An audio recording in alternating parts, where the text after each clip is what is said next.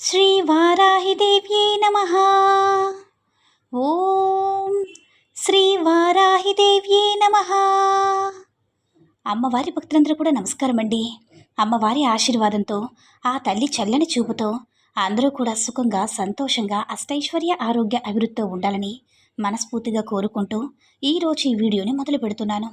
ఈరోజు వీడియో ఏంటంటే, బిడ్డ, నీ పేగు బంధం గురించిన ఒక పచ్చి నిజాన్ని బద్దలు కొట్టినట్టుగా చెప్పబోతున్నాను.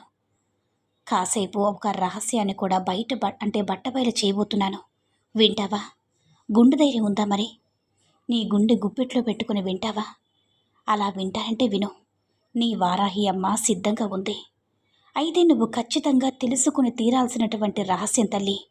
ఇది విన్నాక నీ కళ్ళలో కన్నీళ్ళు వస్తాయి. నీ కాళ్ళ కింద భూమి కంపిస్తుంది. గుండె ముక్కలుగా అయిపోతున్నట్టుగా అనిపిస్తుంది. నీ కడుపులో ఉన్నటువంటి ఆ పేగుబంధం ఏదైతే ఉందో అది మెల్లిపట్టి లాగినట్టు కూడా అవుతుంది. ఏదేదో అవుతుంది, కానీ తెలుసుకోవాలి. ఎందుకంటే నీ బంధం, నీ పేగుబంధం తెలుసుకోకుండా ఉండలేవు కదా. తెలుసుకోవాలన్న ఆశ, ఆతృత, భయం, కంగారు ఇవన్నీ నీకు ఉంటాయని నాకు తెలుసు. జాగ్రత్తగా వినమ్మా. ఈరోజు నీ నీ యొక్క వారాహి అమ్మ ఏం చెప్తుందో నిర్లక్ష్యం చేయకుండా విను. అందులో ఒక నిగూఢ అర్థం దాగి ఉంది. హెచ్చరికతో కూడినటువంటి సందేశం తల్లి అని మనకి వారాహి అమ్మవారు ఈరోజు మనకి ఏదో ఒక విషయాన్ని చెప్పాలనుకుంటున్నారు. కాబట్టి అమ్మ మనకి ఏం చెప్పాలనుకుంటున్నారో మరి వారాహి అమ్మ మాటల్లోనే విందామా. తల్లి, నా గర్భగుడిలో హారతి వెలుగులో నేను మురిసిపోతున్నప్పుడు ఒక దృశ్యం నన్ను ఆకర్షించి కళ్ళల్లో నీరు తిరిగేలా చేస్తుంది. నా గుడికి ఎంతోమంది వస్తూ ఉంటారు, పోతూ ఉంటారు. కానీ నా కళ్ళు మాత్రం నీ ఒక్కరి దగ్గరే ఆగిపోయాయమ్మా. 60 ఏళ్ళు దాటిన ఓ తండ్రి చేతిలో పూల బుట్ట పట్టుకుని వణికిపోతున్న అడుగులతో ఆయన వస్తే వెనకే కళ్ళల్లో నీళ్లతో నిండినటువంటి చీర కొంగుతో తుడుచుకుంటూ ఓ తల్లి వస్తుంది. నా ముందు నిలబడి నన్ను అడిగిందొకటే, అమ్మా, నా కొడుకు బాగుండాలి, వాడి భార్య బిడ్డలతో సంతోషంగా ఉండాలి.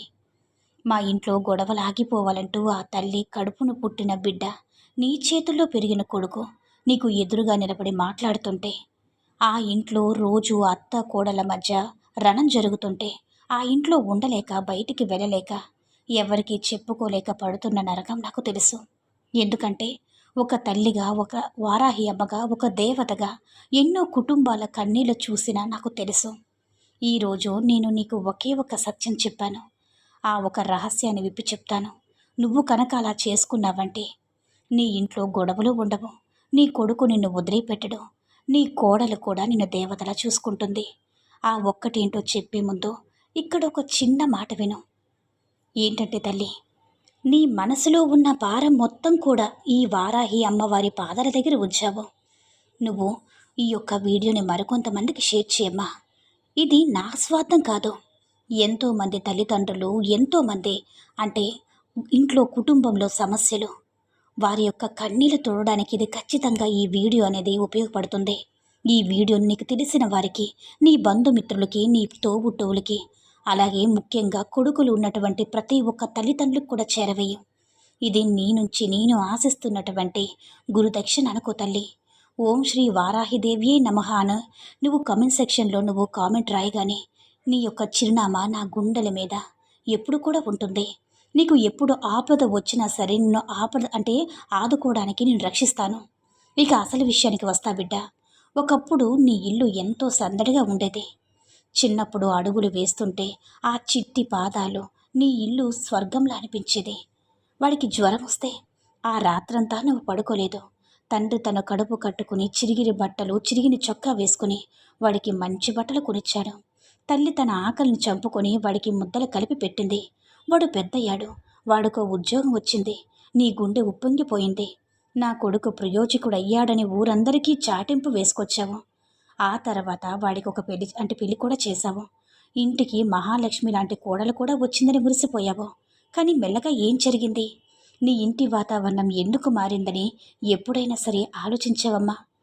నిన్నటిదాకా అత్తయ్య అని పిలిచిన, అమ్మ అని పిలిచిన కొడుకు గొంతులో నువ్వు ఇప్పుడు ఏదో తేడాగా ఉందని ఏమని అడిగితే నీకేమీ తెలియదులే ఊరుకొని మాట వినిపిస్తుంది. వంటగదిలో కోడలకి అత్తకి మధ్య పచ్చగడ్డి వేస్తే పడిన వాతావరణం ఎందుకు కలుగుతుంది? నువ్వు ఎందుకు ఏడుస్తున్నావు? నేను నా కొడుకు కోసం నా జీవితాన్ని ధారపోశాను. వాడికి ఈరోజు నేను భారమయ్యానని కుమిలిపోతున్నావు. కొడుకు తన భార్య వైపు మాట్లాడుతున్నాడని తల్లి బాధపడుతుంది. నేను కష్టపడి కట్టిన ఇంట్లో నాకు విలువ లేకుండా పోతుందని తండ్రి మదనపడుతున్నాడు. తల్లి ఒక్క క్షణం ఆగి ఆలోచించు. లోపం నీ కొడుకులో లేదు, లోపం నీ కోడల్లో లేదు, లోపం కాలంలో లేదు, లోపం రహస్య నీలోనే ఉందమ్మా. ఈ రహస్యాన్ని అర్థం చేసుకోవడంలో ఉంది, నువ్వు మర్చిపోవడంలో ఉంది. నువ్వు చేస్తున్నటువంటి ఒకే ఒక్క పొరపాటు వల్ల నీ ఇంట్లో ఈ మహాభారతం జరుగుతుంది. ఒక అద్భుతమైనటువంటి అంటే నేను చెప్పే మాట వింటే నీ కళ్ళల్లో కళ్ళు తెరుచుకుంటాయి తల్లి. విను. శ్రీకృష్ణుడు పెంచింది ఎవరు? యశోద. నందకృష్ణుడికి గోకులంలో ఉన్నంతకాలం యశోదమ్మ ప్రపంచం శ్రీకృష్ణుడే. వాడు ఎక్కడికి వెళుతున్నాడో, ఏం చేస్తున్నాడో, ఎవరింట్లో వెన్న దొంగలిస్తున్నాడని ఆమె చూసుకునేది. కానీ కృష్ణుడు మధుర వెళ్ళిపోయిన తర్వాత ఆ యశోదమ్మ ఏం చేసింది? కృష్ణుడు వెనకాలే వెళ్ళి నువ్వు నా మాటే వినాలి, నువ్వు నా దగ్గర ఉండాల్సిందని అడిగిందా? లేదు. తన కర్మ బంధాన్ని మార్చుకుని వాడి భవిష్యత్తును వాడికే వదిలేసింది. వాడి ఉన్నతిని చూసి మురిసిపోయింది. ఇతిహాసంలో ధృతరాష్ట్రుణ్ణి చూడు కొడుకు దుర్యోధను మీద ఉన్న మోహం అతి ప్రేమ, నావాడు అని అహంకారం వల్ల కొడుకు చేసే ప్రతి పని కూడా వెనకేసుకొచ్చాడు. నా కొడుకు నా రాజ్యం, నా అధికారం అని పట్టుకుని వేలాడాడు. చివరికి ఏం జరిగింది? 100 మంది కొడుకులను కూడా ఒక్కరు కూడా మిగలలేదు. ఇక్కడ నువ్వు అర్థం చేసుకోవాల్సినటువంటి ఒక కఠోర సత్యం తల్లి. పిల్లలు నీ ద్వారా భూమికి వస్తారు, కానీ వారు నీ సొత్తు కాదు. నువ్వు అద్దె ఇంట్లో ఉన్నంతకాలం అది నీ ఇల్లు అనుకుంటున్నావా? కానీ ఓనర్ వచ్చాక ఖాళీ చేయమన్నాక తప్పుతుందా? చేస్తావు కదా. కొడుకు పెళ్ళయ్యే వరకే నీ చేతిలో ఉంటాడు. పెళ్లి తర్వాత వాడికి కొత్త ప్రపంచం వస్తుంది, వాడికి బాధ్యతలు వస్తుంది. ఒక భర్తగా రేపటి రోజున ఒక తండ్రిగా వాడు ఎదగాలి. ఇప్పుడు నేను చెప్పబోయేటటువంటి ఆ ఒక్క పని ఏంటో విని తల్లి, నీ కళ్ళు తెరుచుకుంటాయి. నీ ఇంట్లో ఎప్పుడు కూడా కన్నీళ్ళు ఎప్పుడు కూడా శాశ్వతంగా దూరం అవుతాయి. ఆ బ్రహ్మాస్త్రం పేరే మౌనవ్రతం. అడవులకు వెళ్ళిపోమని కాదు తల్లి, ఇంట్లోనే ఉంటూ అడవిలో ఉన్నంత ప్రశాంతంగా ఉండడం. ఇప్పటి వరకు నువ్వు ఇంటి యజమానివి, ఓనర్వి. కొడుకుకి పెళ్ళైన తర్వాత నువ్వు యజమాని స్థానం నుంచి సలహాదారుడు, ఒక అడ్వైజర్ లాగా. ఆ తర్వాత నువ్వు ఆ స్థానానికి రావాలి. ఆ తర్వాత కేవలం ఆశీర్వదించేటటువంటి ఒక దేవుడు అవుతావు. ఇది ఎలా చేయాలో 3 సూత్రాల్లో నీకు చెప్తాను విను. మొదటి సూత్రం, అధికారాన్ని వదిలేసేయి. నీ కోడలు నీ ఇంటికి వచ్చిన తర్వాత వంటగది అధికారం ఆమెకు అప్పగించు. ఆమె ఏ కూర వండుతుంది, ఉప్పు ఎంత వేస్తుంది, పాలు ఎందుకు విరిగిపోయాయి, ఇవి పట్టించుకోవద్దు. ఆమె నీ ఇంటికి కొత్త, ఆమె పనులు చేస్తుంటే నేర్చుకుంటుంది. నా కొడుకుకి అది ఇష్టం, ఇది ఇష్టం అని పదే పదే నువ్వు వెంటపడి చెప్పుకో. నీ కొడుకుకి ఏది ఇష్టమో తెలుసుకునే హక్కు ఇప్పుడు ఆమెది. నీ పని వారు వడ్డించిన దాన్ని ప్రశాంతంగా ఆ పరమేశ్వరుని ప్రసాదంగా తిను. నీ యొక్క వారాహి అమ్మవారి యొక్క ప్రసాదంగా తిను. బాగోలేదా నవ్వి ఊరుకో. ఇక రెండో సూత్రం, నిలదీయకు, ఆశీర్వదించడం నేర్చుకో. కొడుకు కోడలు ఎప్పుడు కూడా ఎక్కడికైనా బయటికి వెళుతుంటే, ఎక్కడికైనా వెళుతున్నారు, ఎప్పుడు వస్తారు, ఎందుకు వెళుతున్నారని పదే పదే అడక్కో. వారు వస్తువులు కొనుక్కుంటే ఎంత ఖర్చు పెట్టావు, ఎంత తగలేసావు అంటూ అడక్కో. వారికి స్వేచ్ఛనివ్వు. వారు బయటికి వెళ్ళేటప్పుడు ఇప్పుడు జాగ్రత్తగా వెళ్ళావా నాయనా అంటూ నవ్వుతూ చెప్పు. వాడు సలహా ఇవ్వు అడగకపోతే నీ పని నువ్వు చూసుకో. నీ పెదవుల మీద నువ్వు మనసులో నీ యొక్క వారాహి అమ్మ నామం తప్ప ఇంకేమీ ఉండకుండా చూసుకో. ఇక మూడో సూత్రం, భార్యాభర్తల మధ్యలోకి అస్సలు వెలకు. కొడుకు కోడలు గొడవ పడుతుంటే తలుపు మూసుకొని నీ గదిలో నువ్వు కూర్చో. అస్సలు కలుగు చేసుకోవద్దు. కొడుకు నీ దగ్గరికి వచ్చి భార్య మీద ఫిర్యాదు చేసినప్పుడు నువ్వు కోడల్ని ఏమీ అనుకో. మీరు సర్దుకుపోయినానా అని చెప్పేసి పంపించేసే. కోడలు కూడా కొడుకు మీద ఫిర్యాదు చేస్తే ఆమెను వెనకేసుకునిరా. అప్పుడు ఆ కోడలకి నీ మీద ఎంత గౌరవం పెరుగుతుందో నువ్వే చూస్తావు కదా. నేను చెప్పినటువంటి ఈ ఒక్కటి కూడా విని తల్లి, నీ నాలుగుకి తాళం వెయ్యు. నీ మనసుకు దేవుడు నామాన్ని అప్పగించు. ఇలా నువ్వు ఒక్క నెల రోజులు ఇది పాటించి చూడు.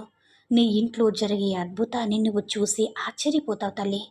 నిన్నటిదాకా మా అత్తగారు ప్రతి దాంట్లో వేలు పడుతుంది, అడ్డం పడుతుంది, మాట్లాడుతుంది అనుకున్న కోడలు మా అత్తయ్య గారు ఎంత మంచివారో, నన్ను ఏమీ అనరని 10 మందికి చెప్పుకుంటుంది. ఆవిడ స్వయంగా వచ్చి అత్తయ్య గారు ఈరోజు ఏం వండాలని అడుగుతుంది. నిన్నటిదాకా మా అమ్మ నా పని నన్ను చేసుకునివ్వని విసుక్కున్న కొడుకే నువ్వు సైలెంట్గా ఉండేసరికి వాడే నీ దగ్గరకు వచ్చి నీ ఒడిలో తల పెట్టుకొని అమ్మ ఎందుకు మౌనంగా ఉన్నావు, ఏమైందని అడుగుతాడు. నిన్ను బతిమాలుతాడు. ఇది మనిషి యొక్క స్వభావం అమ్మా. ఒకరిని గట్టిగా పట్టుకోవాలని నువ్వు అనుకుంటే వాళ్ళు దూరంగా పారిపోతారు. అది వదిలేస్తే తిరిగి నీ దగ్గరికే వస్తారు. పిట్టను చేతిలో గట్టిగా పట్టుకుంటే ప్రాణం పోతుంది, వదిలేస్తే గాల్లో ఎగిరి మళ్ళీ నీ మీదే వాలుతుంది. నీ పిల్లలు కూడా అంతే బిడ్డ. నీ బాధ్యత తీరిపోయింది. వారిని పెంచావు, ప్రయోజకులు చేశావు. నీ ఆత్మ వైపు సాగాలి. ఇన్నాళ్ళు సంసారం అనే రథాన్ని లాగావు. ఇక ఆ రథం యొక్క పగ్గాలు కోడల చేతికి ఇచ్చేసి నువ్వు రథం వెనక సీట్లో ప్రశాంతంగా కూర్చో. నువ్వు చేయాల్సింది భగవాన్ నామస్మరణం, ఈ వారాహి అమ్మ యొక్క నామస్మరణం. తోటి వారితో ఆనందంగా గడుపు. ధర్మ మార్గాలు ధర్మ బంధాలను పెంచుకొని ఈశ్వర బంధాన్ని దగ్గర చేసుకో తల్లి. ప్రతి ఒక్క తండ్రికి తల్లిదండ్రులు కూడా ఈరోజు ఈ వారాహి చెప్తున్నటువంటి మాటలు ఇది నీ మనసు కష్టంగా అనిపించి ఉండొచ్చు బిడ్డ. కానీ ఇది చెప్పిందే నీ కోసం. నీ వారాహి అమ్మ నీకు నిజంగా నీ మంచి కోసం చెప్తున్నటువంటి మాట తల్లి. ఇవన్నీ పాటిస్తే నీ ఇల్లు ఒక నందనవనంలా స్వర్గంలా మారుతుంది. నేను ఈ వీడియోలో మొదట్లో అడిగినప్పుడు ఒక మాట అడిగాను, మళ్ళీ అదే అడుగుతున్నాను. నీకు ఈ మాటలు నిజం అనిపిస్తే, ఈ సత్యం ప్రతి ఇంట్లో తెలియాలి అనుకుంటే, ఈ ధర్మ పోరాటాన్ని, ఈ ధర్మ వచనాన్ని, ధర్మ కార్యంలో నువ్వు కూడా పాల్గొని నీ చేతులతో ఇలా కొడుకులు కోడళ్ళ కోసం బాధపడుతున్నటువంటి ప్రతి ఒక్క తల్లిదండ్రులకి పంపించి తల్లి. వాళ్ళ కన్నీళ్లు తుడుచుకుంటే నీకు కూడా కొంత పుణ్యం వస్తుంది కదా. నీ కుటుంబం మీద నీ యొక్క వారాహి అమ్మవారి యొక్క రక్ష ఎప్పుడూ ఉంటుంది అని మన వారాహి అమ్మవారి ఈరోజు చాలా చాలా అద్భుతమైనటువంటి సందేశాన్ని అయితే అందించారండి. వారాహి అమ్మవారి సందేశం ఈరోజు మీ అందరికీ కూడా నచ్చిందని అనుకుంటున్నాను. ఈ వీడియో కనుక నచ్చినట్లయితే లైక్ చేసి షేర్ చేయండి. మరిన్ని వీడియోస్ కోసం మన ఛానల్ని సబ్స్క్రైబ్ చేసుకుని మాకు మరింతగా సపోర్ట్ చేయండి. ధన్యవాదములు.